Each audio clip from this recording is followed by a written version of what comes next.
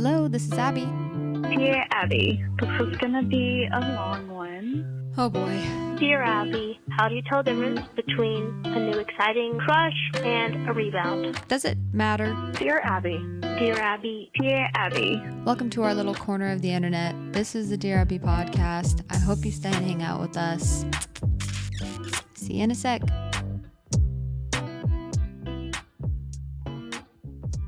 And we're rolling. Welcome back, everybody, to Dear Abby. I'm your host. My name is Abby. And as you can see, we are back in the normal place that I normally record, my home. Welcome back to my bed. Welcome back to my podcast. And welcome me back to California. I was in Utah all last week and I recorded last week, which I'm kind of glad that I planned poorly because I think last week's episode was helpful for me mentally and emotionally to process everything.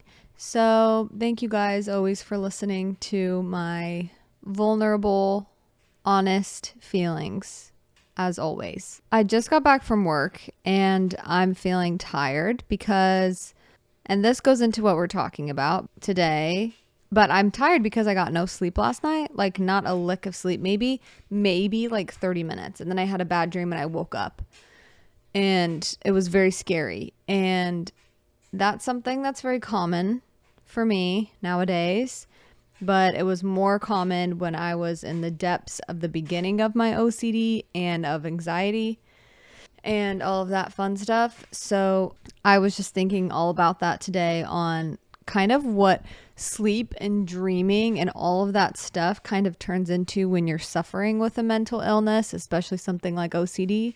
And so I wanted to talk about that. I don't really have any tips or tricks because I'm still learning how to cope with that. I think I just wanted to bring awareness to it. And so people know that they're not alone and you're not a freak. And yeah, you're just not alone. A lot of people experience this that I know personally as well. But before we dive in, I wanted to do some dubs and L's. So dub for this week has been that have I talked about this before? I'm getting really good at making creamies with the Ninja Creamy machine thing. And I'm already becoming the neighborhood Ninja Creamy connoisseur, if you will.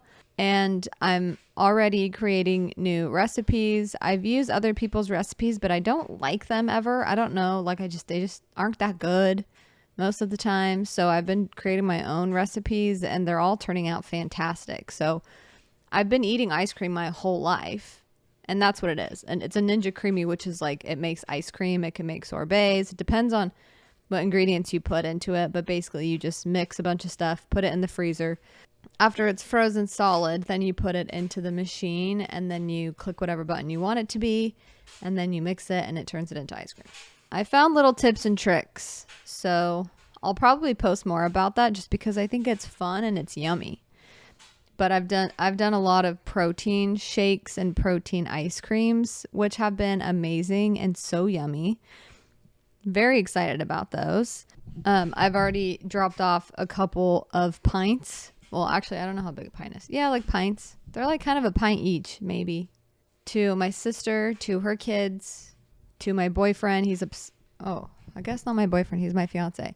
My fiance, he's obsessed with them as well. However, he's getting a bit greedy because every time we eat one, he's like, okay, did you make another one? Or you need to make another one immediately. And I'm like, slow your roll. Let me get into the swing of this. And I know it's because he just wants to eat it the next day, but it's kind of time consuming and it's also, I want it to be a little bit different each time. So I need to come up with a little recipe each time. So it's not just throw some milk, throw some protein powder, even though that is kind of what it is most of the time. But I've been loving that. And I want to make a lemon sorbet because I made a mango or a peach one, but I want to make a lemon sorbet, even though it's not summer anymore, but I don't really care. I love lemon any time of the year. Also, if you can hear my dryer in the background, I'm very sorry. Those clothes need to be dried though ASAP. So I apologize. Hopefully you can't hear it because that would be bad. That'd be kind of a bad microphone, but we'll see. The L is I've just not gotten great sleep for a while now. And I have not gotten great sleep all week. I was in a new place, and usually my nervous system, it takes me a while to like feel settled enough to sleep really well. So that's been kind of a headache to deal with, is trying to fall asleep in a new place. And then by the time I got adjusted, we headed home. So now I'm home, and I don't know what happened last night, but I just could not fall asleep at all till like 6 a.m. And I fell asleep for like maybe 30 minutes. And I did all of the right things yesterday. I worked, okay?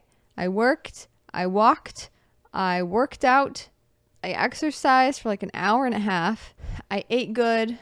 I filled myself up. I didn't eat too late. I had fun. I danced for a little bit, relaxed, journaled, read some scripture, went to bed, could not fall asleep all night. So you do all the right things, and sometimes it just still doesn't work. I think that's something that really frustrates me about some of the stigmas with mental health is, well, then you're not doing all of the right stuff. Like, you should be sleeping more. You should be eating healthier. You should be working out. You need to work out this much. You need to sleep this much. You do, I don't know, all of these things, and then you'll be mentally perfect, basically. And I feel like it sells you. It used to sell me on this, okay, if I do this, then all of my issues will go away. And that's just never been the case, to be honest. Like, I'll do the things that are helpful when it comes to taking care of my physical health that they say helps your mental health, and sometimes it works. But I also think when I stress myself out with, I have to get good sleep, I have to eat all of these nutrients today, I have to work out and lose this many calories and burn this in order to stay healthy, and my heart rate has to go up and then go back down this amount to keep my heart healthy.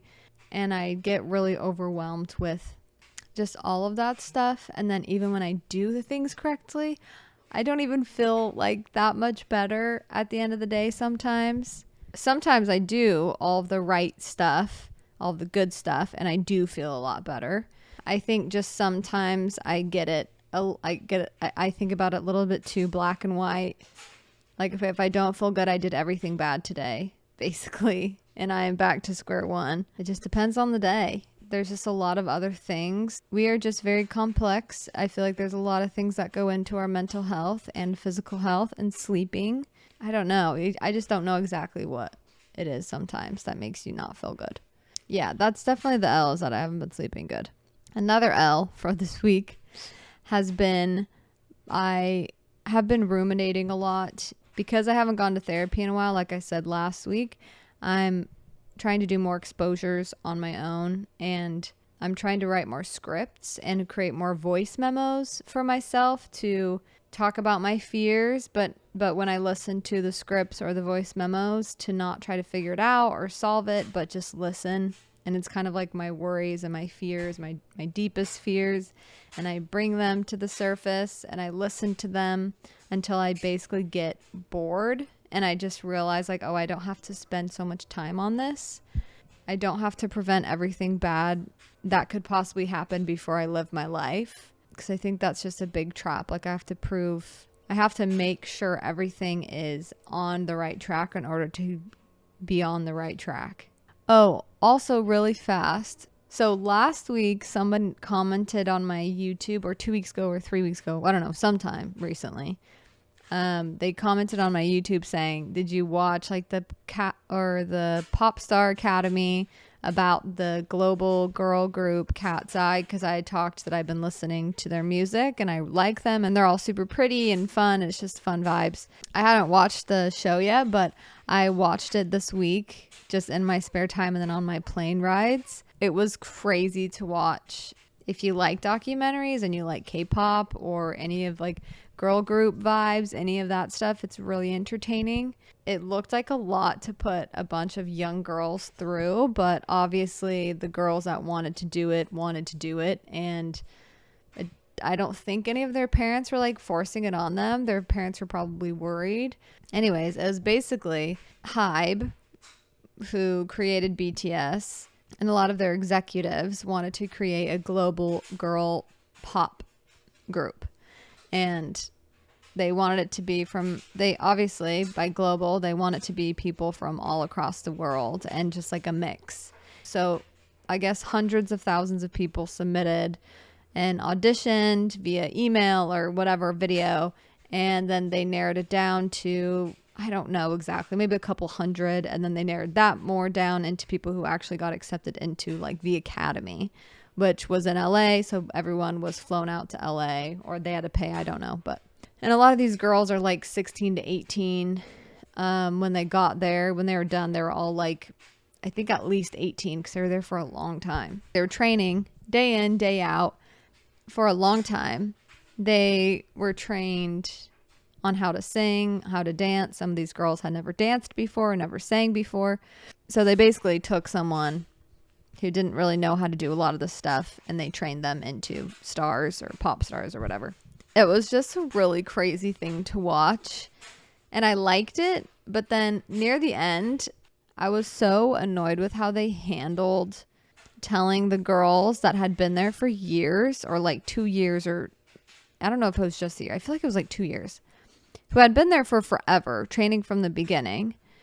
Instead of telling them that they weren't making it to the girl group because either the fans didn't like them or they just weren't improving the way that they wanted them to improve or whatever it was.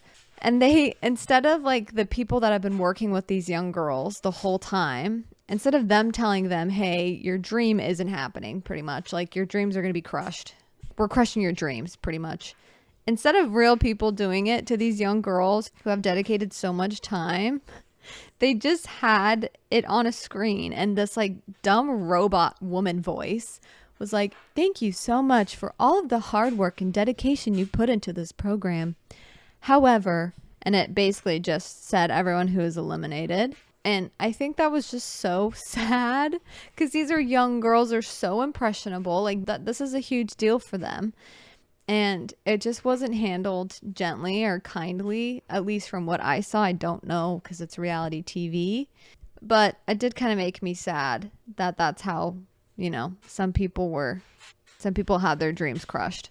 It's all really interesting. I was watching and I was like, I think that would be one of the only ways that I would make a lot of girl best friends, is being forced to do that, pretty much. Because if not, I just keep to myself. And not that I love keeping to myself or I hate it. It's just like I'm just used to keeping to myself. But I feel like if I was forced to be in this type of academy with a bunch of girls, I would be best friends with all of them. Sorry, I'm nerding out about this because I love K-pop. And it's not that it's K-pop because it's supposed to be global, but it's very much the same artistry, because it's singing, dancing, and it's kind of the same energy, even though it's a little bit different. But I think that it's like just so entertaining. It's like my favorite form of entertainment. I think it's really impressive when people can sing and dance at the same time. And I think a little bit of every girl has a dream to be like a pop star, not necessarily for the fame. I think just to feel cool and pretty and get to change into different outfits and have different hair and different makeup, and you can change your vibe up and what you wear a lot and stuff like that. Just sounds fun. And then to have a tight-knit group of girls that you're friends with and you get to do all those things with just sounds cool. I was sobbing each time someone had to go home because it was just so sad. Anyways, it was all just very entertaining. So if you haven't watched it and you're interested in that stuff, it's a good watch. It did make me want to continue to learn how to dance because it just looked really fun to do. My favorite part of the whole thing was, which I kind of related to, there was this one instructor who was basically the head of this training program. And she didn't teach everything, but she was the head of it. And she helped all of these girls along the way. She made sure these girls had what they needed. She was kind of a mother figure to these girls while they were there. She was like their support, basically. And would also give feedback on their dancing and singing and all of this stuff. And she probably, I think, from what I understand, she like spent like the most amount of time with these girls. And at the end of the show, once everything was wrapped up, obviously the whole time there was a lot of drama, and the girls weren't ever actually that the girls were never actually really catty. I think they had a little bit of an issue with one of the girls, but they figured it out very maturely. And I feel it was just kind of nice to watch these young girls like all be friends, even though not everyone can be best friends, and that's okay. But at the end, the mom figure, she's very much a tomboy vibes, and she's really cool, really nice, really sweet, but very chill. And to end, kind of the whole thing was an interview of her talking about how she says her whole life she's always thought about when she has kids that she wants boys. She's just always wanted boys. That's what she tells everyone. And she said, but after going through this academy and being with these girls all the time, and they have so many big emotions, and they're up and down and they're all around, there's something so special about young women. And now she's saying she wants girls. Like, she is excited, and now she really wants girls, like daughters. And I just thought that was really sweet, because I think I used to only want boys because I felt like I was a lot to handle, and I kind of suppressed my own feelings as a woman and as a girl. And I didn't fully fall in love with being a woman. I think just growing up, I saw my woman tenderness and sensitivity as like a super negative thing. But recently I've been trying to fall in love with my womanhood again, and my feminine side, and just myself. And me being a woman, a lot of that is my sensitivity and my emotions. I can kind of be all over the place. I've just fallen back in love with that. I feel like now I'm very excited to have girls, and I hope that I can continue to heal my, inner girl, and to nourish that, whatever that looks like. So that way when I do have daughters, I don't project anything onto them, and I can fully embrace being that side of me. All in all, it was very entertaining, very good. Made me want to join a girl group, because that just looks so fun. And exhausting. It looks very exhausting. And it didn't look that fun during all of the training, because it's just very stressful. But okay, now getting into the meat of the episode, we're talking about sleep and OCD specifically. When I tell you, this has been something that has blown my mind for the past couple of years. And what blows my mind is how crazy sleep can be when you are going through a lot mentally, and when you have a very strong OCD theme or fears. And it's like the second that my head hits the pillow, it's like a portal is opened. This is really dramatic. It's like a portal into my fears is opened, and now all of a sudden my brain pulls out like a chalkboard and starts calculating and trying to figure out all of those fears, while the fears are just flying around the chalkboard, and you're just sitting there trying to figure it all out. That's what it feels like mentally. Physically, it's cortisol, it's anxiety, it's heart palpitations, it's this I'm ready to go, I'm ready to fight feeling. Something's happening, that type of a feeling in my body. I feel normally hot. I feel restless, very restless. And my mind feels very restless. It sometimes is like that for the entire night. And I've had probably weeks at this point of no sleep. Well, no, not right now, but I used to get no sleep. It's really interesting because I've never really had sleep as like an obsession before. Because some people I know fear falling asleep. They fear dreaming. They fear, what if I never fall asleep? Like, what if I can't fall asleep? If you're getting triggered by just listening, by hearing that, that's okay. Just be like, I don't know, maybe I will never fall asleep. Don't let that get stuck. Let it just poof, goodbye. So luckily I never had that intense of a fear around sleep. But when I tell you the dreams that I would have, and the dreams I sometimes do have when my OCD is very loud, they are crazy. They're so specific. They're so real. It feels so real. And when I wake up, I feel like I'm not rejuvenated. I feel like the whole night has just been like my mind is playing a horror movie. while I'm sleeping, and I have no control over it. Sometimes when I fall asleep, I'm dreaming. Sometimes when I'm awake, I feel like it's like a weird daydream and I'm like disassociating, but I'm also like watching a movie in my head. And I don't know, it's just all this, it's just chaotic. It feels very chaotic. The energy feels chaotic. Sometimes I don't feel like I can find myself and be still. And it's all around just not the best. I think from what I understand, based on things that I've listened to and heard and studied with dreaming, and there's differing opinions, but from my understanding is sometimes when you dream, it's your brain trying to subconsciously figure something out. So it makes sense that if you're obsessing over something all day during the day, then at night when you fall asleep, because you've been sending your brain signals that we need to figure this out, when you go to sleep, of course it's going to try to solve it, because that's sometimes what it does when you sleep. It's kind of like unfinished business. I feel like what your dreams say, or just your experience while sleeping, has kind of been how I've been feeling about it. But I would say that it's not like they're blowing leaves in my backyard right now.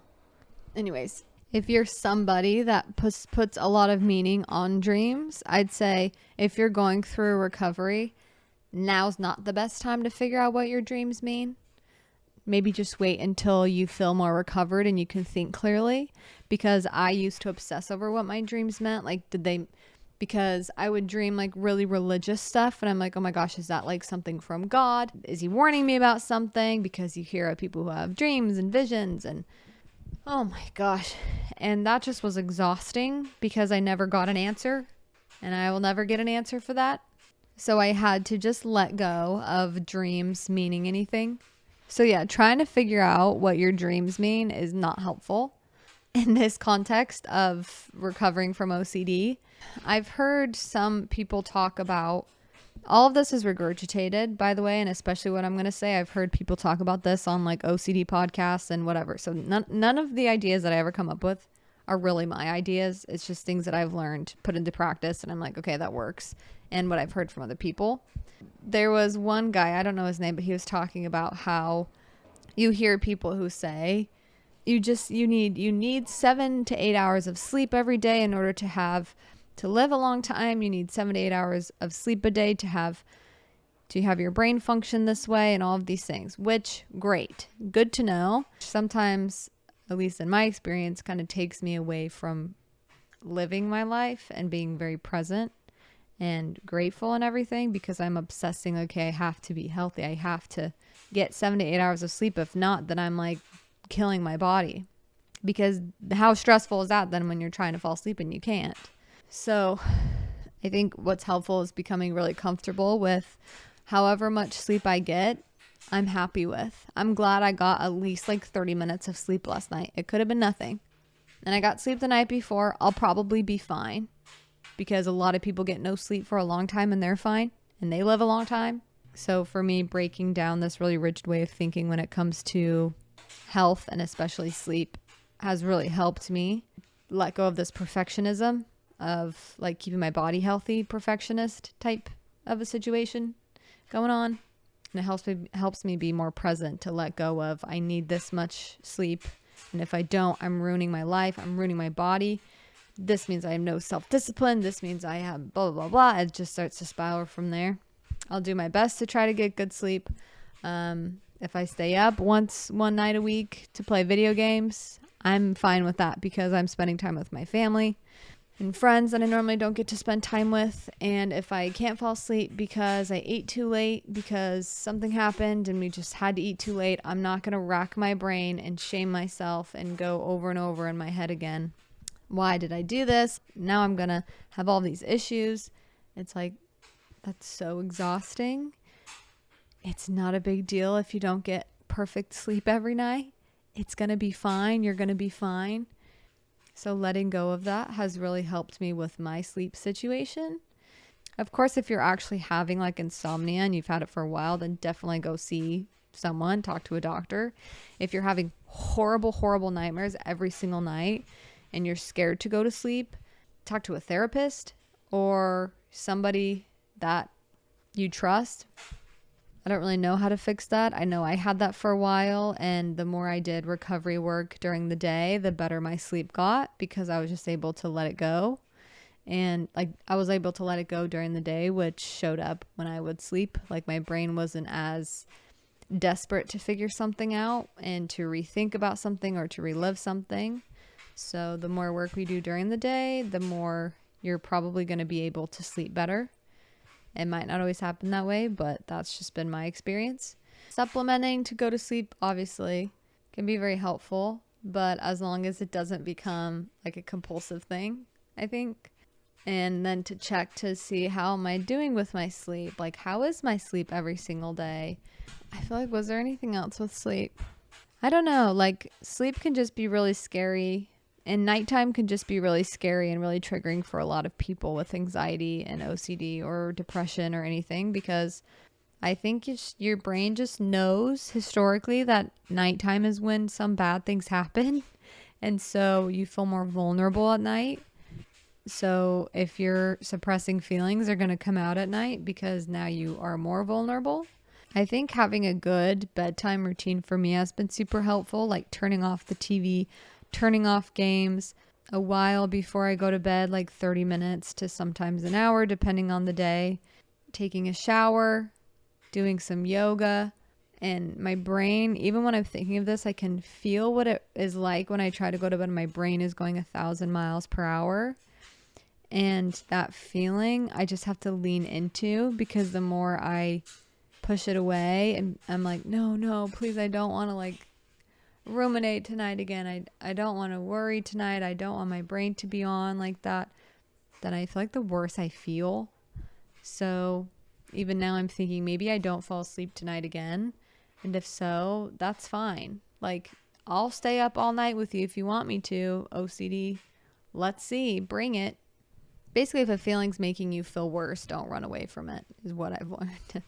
I think that's all I had for sleeping. It's been something that I've had a couple questions about, and also it's something that I've just experienced really intensely with OCD, is the lack of sleep or wanting to sleep all day. But that's more so with depression. I just wanted to sleep. I just all day was just waiting to go to sleep. And then once I finally got to the end of the day and I was able to fall asleep, it was just relief. I just wanted to sleep.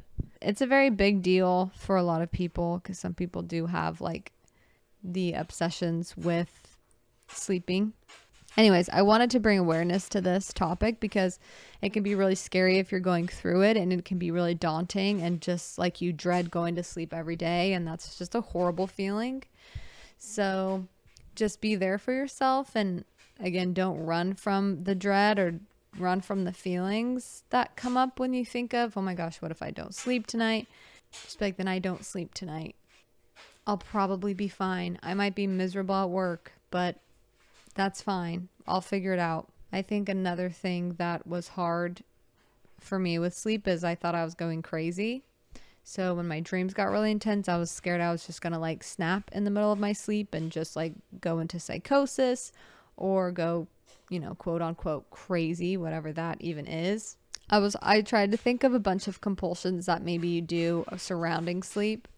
I've named a few, but I think just gauging how you feel when you wake up can be a compulsive behavior. If you want to make sure you're getting enough sleep, or if you're not sure if you got restful enough sleep, that can be a thing. Definitely a compulsive thing is if you have crazy dreams, to try to figure out what your dreams mean when you wake up and the rest of your day. I think at night for me, it can feel like spiritual because I grew up religious. And so sometimes I'm like, oh my gosh, is there some kind of entity in my room? And do I have to like pray and all of this stuff? And sometimes I still catch myself saying kind of compulsive prayers. So that's something that can be compulsive as well. I think, yeah, just letting that feeling come and go when you feel scared at night can be helpful, because then you learn that there's nothing that's going to happen if you get to the end of that feeling. It's just the feeling's over, and now you feel like, oh, I can handle that feeling. You can handle the fear. You can always handle the fear. Okay, that's all for sleeping. I hope that was helpful. If you know anyone that's struggling, you can send them this episode because it might be helpful for them to hear from someone else that does struggle with this from time to time. It can just be a very isolating experience and exhausting to deal with any type of obsessions with sleep or dreams and all that stuff. So let's do a Dear Abby. I was also just told that Aloe Yoga has a product called Magnesium Reset, and it's basically like a spray or a serum or something that you put at the bottom of your feet before you go to bed, and it works wonders, I've heard, to where you can sleep just peacefully and you fall asleep fast and you stay asleep. So that might work if you're having trouble sleeping. It's the Aloe Magnesium Reset spray or serum or something. So you could check that out if you're curious about that. Okay, let's do a Dear Abby.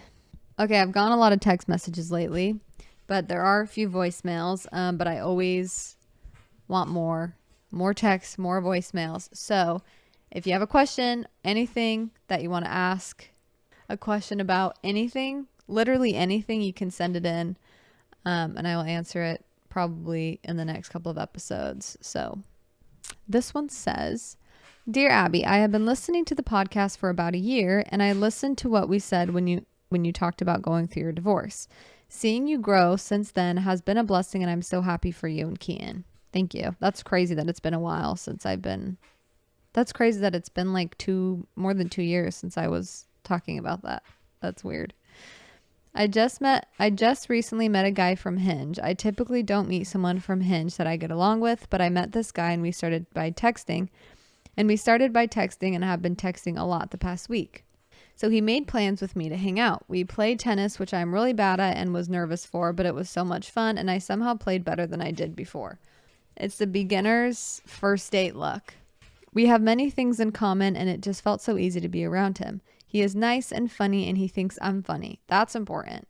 That is important, which is one of the best compliments ever. I feel like I already like him a lot and he seems to reciprocate that he liked hanging out with me. However, I plan to move out of state in a year to pursue career opportunities in fashion. Oh, that's exciting. I'm curious to know what specifically in fashion. Should I continue things that are going on or be cautious as it feels like our time is temporary and has a time limit? What do you think? Sorry for the long message. My name is also Abby, but minus the E. Haha. Love from Colorado. I think if you like him and you're having fun, then just keep it going. Like you can FaceTime and call, and if he ever just kind of stops reaching out or if he ever becomes wishy-washy and stops talking, then okay, then you kind of got your answer. But I feel like if you like someone, just because you're moving doesn't mean you have to cut them off completely. I think it would be good to just stay in contact if you're looking for a relationship and you really like him and you feel like it was going well, then just get to know him and continue to get to know him. And if it doesn't work out, then it doesn't work out. But you never know unless you try. So I think it's always worth pursuing. However, I will say if you do feel like you want to pull away and you feel like you want to use it as an excuse to not talk to him anymore, then that's probably a sign. And if you're on each other's minds later on in months down the road or weeks down the road, whenever after you move, then someone will reach out regardless. You or him will probably reach out to the other. And I don't know if you live in Colorado, like your family lives there, but you'll probably be back. I don't know. Either way, I know this is not helpful, but it's not weird if you do. It's not weird if you don't. It's just if you think it's a hassle to stay in touch, then it's probably not going to be that much. Then it's probably not going to be worth it. But if you are excited to keep in touch and just to see where it goes, then just stay in touch. I apologize if it was not helpful at all. Like I said, I am very tired today. So that is the one negative of not getting sleep, is you cannot really think as clearly or as straight the next day for a podcast. Okay, that's all for today's episode. Next week, we'll be doing an episode on relationship anxiety and relationship OCD again. So I'm very excited for that. I think I was going to do that this week, but I had to change some things around. So I will be doing that next week. And yeah, so stay tuned for that. Thank you guys so much for listening to my podcast, and thank you for listening to this week's episode of Dear Abby. I hope this helped anyone that has sleep stuff, sleep fears and sleep stuff. You guys are the best. Have a good weekend. Be kind to yourself. Take yourself out. See you next week. Love you. Bye. 우회전 taking a ride to join a late 눈치 보면서 들어가 할 때 찾아